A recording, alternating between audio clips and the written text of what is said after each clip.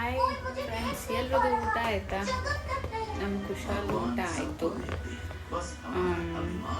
ಏನು ಊಟ ಮಾಡ್ತಾ? ತುಪ್ಪ ಮತ್ತೆ ತುಪ್ಪ, ಉಪ್ಪು, ಅನ್ನ. ತುಪ್ಪ ಉಪ್ಪು ಅನ್ನ ಆ್ಯಂಡ್ ಚಟ್ನಿಕಾಳು ಪಲ್ಯ ತಿಂದಾಯ್ತು.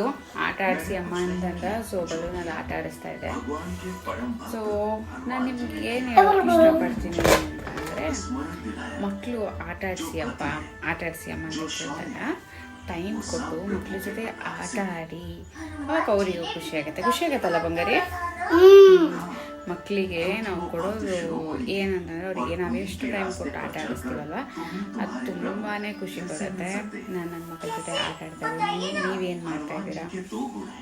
ಅದು ತುಂಬ ಖುಷಿ ಕೊಡುತ್ತೆ ಮಕ್ಕಳಿಗೆ ಆ ಕೆಲಸ ಮಾಡಿ.